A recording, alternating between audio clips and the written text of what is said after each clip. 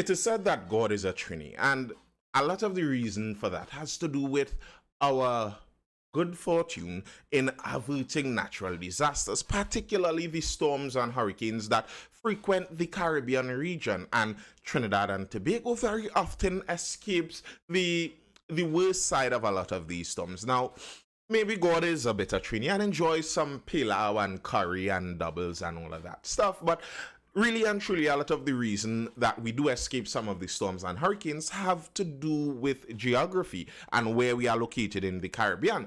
And it seems like that same geography and the not only the location of where we are, but the structure and topography of our island itself played a large part in the last couple weeks. The last couple weeks were some of the rainiest days I have ever experienced in my 30 plus years in this island.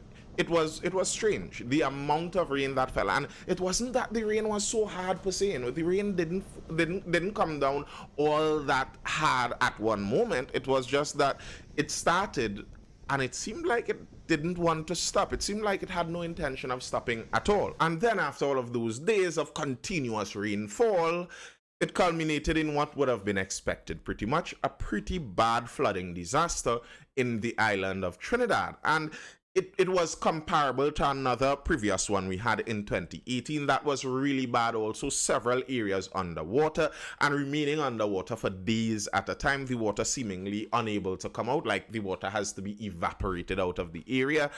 Some really bad stuff, and many people are blaming the government, of course, and what the government should have done, what the government could have done, what we could do as an island to stop some of this. I saw some people saying that this may be a really opportune moment to get some permanent infrastructural changes done. See if we could relocate some people from some areas that they shouldn't be. See if the government could get in and make some structural changes in those areas to prevent this flooding. And I'm going to dive into some of that. Look at the locations that flooded out. Look at some geography. Geography is one of my favorite subjects. Just by the way, if you are interested in some lessons, I do teach geography, private tutoring for CXC and CAPE levels. If you are interested in that, along with our mindful education learning pods, head over to Instagram, mindful with 2 L's, as on my t-shirt here, mindful_education, and you can get in touch with us there or wherever you decide to message me if you are so interested. So we are going to get into some geography and see how the general layout of our island, how it makes some of these disasters pretty predictable, and it makes dealing with some of these disasters a bit tricky, as in how exactly are you going to solve some of these problems. In the reality is, when it comes to nature, there are some realities of nature that are not exactly solvable. They are just the realities of nature. We'd have to figure out a way to work with or around them. So that's what we're going to get in. Make sure you hit that like button, tap on that like button, drop a comment, tell me what you think. If you are not yet subscribed, this may be a good time to do so. And we're going to get into some articles here. Water recedes, highway clear. As of 3:30 p.m. today, and that today would be Wednesday, the 30th of November, as of 3:30 p.m., all lanes of the Uriah Butler Highway heading south were all passable to all classes of vehicles, said the police service. The flooded area in the vicinity of the Caroni overpass that had been flooded up to last night have now receded from the carriageway, with approximately less than 2 inches of water still pooled in the left lane only. Now, the reason this is important is that highway runs across the central area of Trinidad on the western coast, and it basically blocks the entire watershed of the central region, which has to leave Trinidad on the western coast. It basically blocks all of that, and all of that water has to leave under the highway. So if the highway floods, it's telling us something. It's telling us that the amount of space there is for water to pass under the highway is just not enough. If you look at a map of Trinidad, and I'm going to pull up several maps of Trinidad during the course of this, if you have a map here of Trinidad, and you look at the yellow line of the Uriah Butler Highway, running all along from the start of the Caroni Bird Sanctuary right down to south, to San Fernando, across that whole flat region of the western coast there. That flat region, if you look at a drainage map of Trinidad and Tobago, that flat region is where nearly all of the water leaves that central piece of the island. The central drainage basin of the island all has to drain out to the west there. So it has to cross under that highway. The flooding of the highway tells us something. It tells us it's just too much water to be handled by the waterways, and the waterways have to run under the highway. So if we had to solve that problem, the problem of the highway flooding itself, we're starting there. If we had to solve that problem, it's obvious that something in the highway needs redoing. How? If the highway is flooding, that means too much water is getting to the highway and it cannot pass through the water channels under the highway. How are you going to solve that? You have to either decrease the water that falls. We have no control over the water that falls. You have to then either slow down the water, how fast it reaches to the highway there. And if you slow down that water, we're going to see what happens when the water slows down before the highway. If the water slows down before the highway, there are communities that flood. Or you have to figure out a way to speed up the crossing of the water of the highway. That's one solution there. People speaking about solutions, that's one solution there. If that isn't done, I'm not sure what else could be done to slow down or reduce the amount of flooding that happens on the highway. What else can be done? Can we attempt to put a pump in there to pump the water over the highway or something like that? I don't know. Then the next problem with this is if you do find a way, you lift that highway, make it into a causeway, and right through under the highway is a water passage, water can rush out there. Then the next problem you have is if you create a water channel that brings a lot of water very quickly out to that western coast is swampland, and it's supposed to remain swampland for environmental reasons. Swampland is very important. The Caroni swamp, the mangrove swamp there, they are important for nesting for many different creatures. It's also important in preserving the land, holding the land together on the coast there. If you have a large amount of water rushing out through the swamp, that whole settling and stagnant water that you need to have those swamp conditions, you would lose it. You'd end up with a lot of erosion at the Caroni Bird Sanctuary, which is supposed to be a protected area. Now, if you zoom in a bit here from the bird sanctuary to see what flows into that sanctuary area, you look at this Caroni River. That's the river that was overflowing its banks. And you look right before the Uriah Butler Highway. If what we are seeing here is the flooding of the highway because too much water is reaching the highway, it's unable to pass through that channel right under the highway there, too much water is reaching the highway, then that means too much water is reaching right at the river, right before the highway also. If you look, there's a confluence of rivers there. Many rivers start connecting into the main Caroni River right at that point. So is it any surprise when we see that the Bamboo Village, which is right there, Bamboo number 2, is right on the Caroni banks there, is it any surprise that that region floods? South, Sinan and Al-Rawi get rough reception. Angry residents and business owners of Bamboo Settlement number 2 unleashed insults and anger as Works and Transport Minister Rohan Sinanan and Minister of Rural Development and Local Government Faris Al-Rawi attempted to tour the area yesterday. Residents had on Monday claimed that the Ministry of Works contractors were the cause of historic disastrous flooding in their village following torrential rain. They did some repairs on the riverbank by Mohan Street, and what happened is that the excavator actually compressed the bank, left it compressed and left it lower than how all the other sections are. All the water is coming into Mohan Street and flooding the whole of Bamboo. Activist and businessman Inshan Ishmael told the Express then. Now, this is part of my problem when I see a lot of these political issues. A lot of these issues, they do have a political angle, they do have a governmental angle where the government is able to do some things, take some actions, and probably not solve, but make many of these issues not as catastrophic as they are. The government does have a part to play in that. But there's also a part of reality. He is saying, or they are saying, that it was some excavator that was doing work on the banks of the river, and they compressed the soil, and that compressed soil is where the river is overflowing. If you look here at Mohan Street, if you're looking at the map here, Mohan Street here, one bit being compressed at the end of Mohan Street and this tributary to the Caroni River is not what floods the entire of the Uriah Butler Highway. That's not what floods the entire of the Uriah Butler Highway. Let's go to a map showing something. This map is from a study they did on the economic impact of flooding in Trinidad and Jamaica, and it was done with the 2018 floods in mind. The 2018 floods was similar to this year, where the floods were really horrible, particularly in that Caroni region, and they were left underwater for quite some time. If you look at this map is showing the flood-prone areas and the risks those areas entail, the level of risk of flood in those areas. If you're looking here, you're looking at the Bamboo region. This is the Bamboo region we're seeing here. This entire region is a flood-prone region. As I said in many of the videos I made during the time of some of these floods and stuff, there's something called a floodplain in geography. The river flows, the river has its banks that's usually a little elevated, but every year during the time of the year where there's increased rainfall, the river in its cycle is basically meant to flood. It floods its banks and flows into the flood plains. That's literally what those things are called. Those plains next to the river are called the flood plains.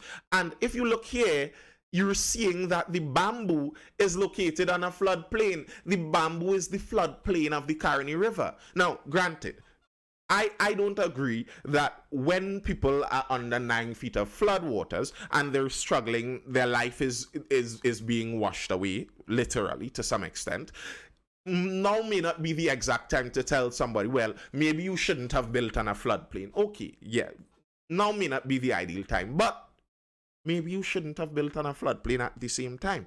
I'm not saying that these people don't deserve help, but I'm saying that we have to think of these things with some realistic thoughts in mind. How are we actually going to solve this problem? If you're living on a floodplain where the river floods the banks onto the floodplain, you're going to expect that you get some flooding pretty regularly. If you look here at this Caroni River, what you're seeing happening here is right at the point where Bamboo is here. Many of the other rivers are joining in from the north coast.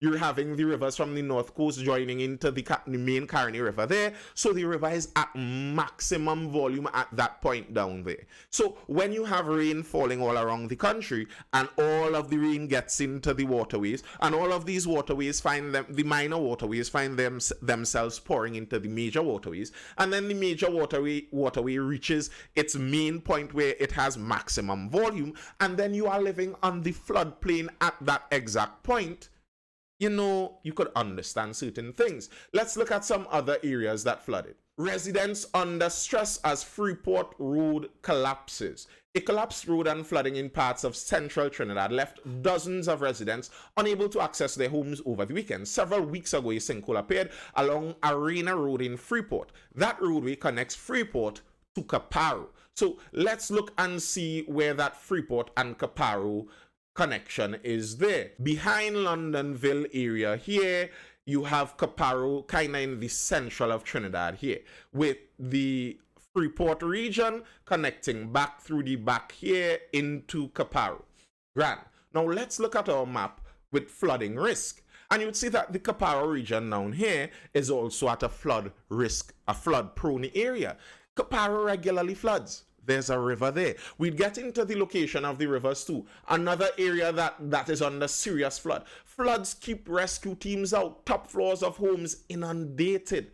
Floods as high as 10 feet are keeping out disaster crews from the Mafeking area. Calls are now being made for the TnT Coast Guard and Defense Force to come in with boats and heavy-duty trucks to move emergency personnel. Again, now let's go back to the map. If you're wondering where Mafeking is on this little point here on the edge of Trinidad. That point is again a flood-prone area. Regularly, floods happen there. And the two other areas of the country that had major flooding would, unsurprising to us by now, be this area in the east of Trinidad around Grandy, around what is considered the fishing pond area, and then the area down here in south around Penal Bay area. Now, all of these areas are expected to flood. We have maps that these are the very likely areas to flood. These maps have been in existence for a long time now. So how could it be predicted that these are the areas that are going to flood? Well, it could be predicted because you could look at where the rivers are located. If we look at a map of the rivers in Trinidad and Tobago, we look at the main rivers here. You have the Caroni River, along where the Bamboo floods. Then you have the Caparo River, around where Caparo floods.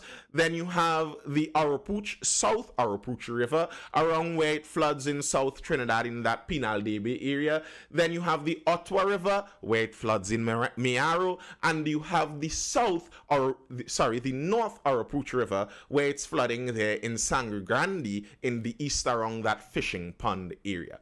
Around all of the rivers, surprise, surprise, next to each river has some flooding. And people keep saying that what the government has to do is clean these rivers, clear these rivers. And if the government clears these rivers, then that will be the solution. I don't even think so.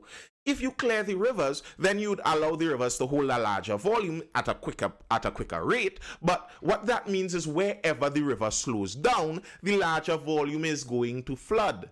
The rivers are made to flood their banks. That's how rivers function. You speed up the river. If you widen a river, if you dredge a river, you dig it out. Well, first thing first, what you're doing is removing the vegetation from the side of the river. That causes the river to keep caving in on itself, getting even wider, and also speeding up the rate at which water ends up in the river course. Vegetation slows down water, and flooding has a lot to do with not just the amount or the volume of water, but the speed at which it reaches the point. So, okay, you dredge a river, grand. It could hold more volume, more water is flowing in faster. Now, anywhere that this river turns a corner and the water has to slow down, you'd end up with a much larger volume of water now having to go through slower around the corner, which already could mean flooding. Now, the next thing may be that, you know what? We will straighten the river course then. Let's not keep all of these crooked rivers. We straighten the river course. Now, that's not going to work on a long-term scenario because rivers find their own way. The river is going to contort itself eventually again. But if you do straighten the river course, you'd have to straighten that all the way from the beginning of the river straight down to the end into the sea. Now, even if that was possible and feasible and you wanted to do something like that, that is going to ruin natural ecosystems. You're going to end up with, while water is supposed to enter the sea in a swampy region where it slows down and becomes a lot more stagnant and trickles into the sea, not eating away at the coastline, you're going to end up with a humongous volume of water just rushing out to the sea, destroying the coastline at that point in time. So you cannot straighten the river right to the sea. You cannot widen all of the rivers. That's not going to solve that problem. Some of these problems just aren't exactly solvable like that. If we go across here to another map, this map also shows the flood-prone areas in Trinidad and Tobago, but something else this map is pointing out is the location of swampy areas. You have a swampland key on the map here, and if you look at the swampland key where the South Arapooch River joins to the sea, there's swampland. Where the Caroni River joins to the sea, there's swampland. Where the North Arapooch River joins to the sea, there's swampland. Where the Ottawa River joins to the sea, there's swampland. There's also a Navet River that joins into the Nariva swampland we're seeing here on the east coast. So all of these swamplands are located right next to the flooding area. Is that surprising? No, because swamps, that's what swamps are for. That's the area where the massive volume of water coming down from the river, coming down from the land, reaches to a flat area, it floods. Swamps, if no one is living in a swamp and a swamp rose 6 feet and then dropped back 4 feet, that's inconsequential to the swamp. That's what swamps are for. The levels rise, they drop, you get a mix of the salt water and fresh water, you get that brackish water in there, and that's what's supposed to happen. The problem is, people aren't really supposed to be there. What we may need to do is figure out a way not to undo what rivers are supposed to do naturally, but maybe to move people away from being so close to rivers. The thing is, in understanding history, you could understand why people would have settled in many of those areas, because floodplains are very nutritious. They are very rich, nutritious soil if you are looking to plant something. So, for example, Egypt, one of the first civilizations known to humankind, was basically founded on the floodplains of the Nile River. You're there on the floodplains, and as the Nile River floods its banks, putting all of that nutrients that the river would have eroded from rocks and minerals all through the river's course, all of those minerals and nutrients inside of the river are flooded out into the floodplains. As the water evaporates or flows back into the river, then the nutrients remains on the soil, and when you plant, your plants come out well. So you understand why people would want to settle close to the river banks. It makes sense, and it would be similar in Trinidad. On top of that, those regions would be the flatter regions also. It's easier to build on flat soil for obvious reason. That is understandable. You look at history, you understand why. But be that as it may, we may need to change some things going forward. Yes, history is there, you understand why. However, we need to look at reality and see if maybe we could change how we do things in modern times a bit. So if you look at the history of that East Coast road, that Manzanilla Mayaro road there, the Nariva reclaims Chip Chip Road. Before the colonizers arrived in that part of the island, Trinidad's east coast was the domain of the Amerindians living near the rivers and the wetlands and thriving off the seafood, shellfish, and animals of the Nariva swamp. But the Atlantic coastline would beckon the Europeans, who even before roads were making pilgrimages through the bush or by boat from the towns on Trinidad's Gulf of Paria coast. All right, history of the road. The early 1900s, the only roads were tracks through the coconuts accessed by the estate carts. Motorists used the broad seashore during the low tide to get to Mayaro. Over time, these coconut tracks were paved largely by sand-containing Chip Chip, thus earning the name Chip Chip Road. That's a kind of seashell. History of Chip Chip Road. Mayaro-born historian writer Michael Anthony knows about the history of that road. Some of those trees were already in existence since the map of Trinidad drawn by Captain Frederick Malley was part of Sir Ralph Abercrombie's invasion force in 1797, shows the coconut trees drawn on the coast. Anthony said when the first buses ran from Sangre Grande to Mayaro at the end of the 1920s, they were forbidden to drive through the Cocal and had to await low tide. In fact, no vehicles were allowed through. Vehicles would travel along the wide shore to the Nariva and Ottawa rivers, where ferries took them across. Quite a few tumbled off, residents remembered, which allowed them to go on to Mayaro. So this road, not to get into too many of the details of the history there, this road would have been formed from coconut shells and sand with seashells in it. And then after all of that, that's the foundation that was paved over on. So that East Coast Road was never really one with a very strong shore foundation. So is it any surprise when the swamp, which is literally right next to it, floods, that the road washes away? That's not really totally surprising. So yes, the history of that road is rich. It was there for hundreds of years and developed over time from coconuts and Chip Chip. But if we are redoing this now in present day, maybe we shouldn't redo it with coconut shells and Chip Chip. Similarly, when we're talking about these communities, maybe we should be looking to move communities away from floodplains on the riverbanks.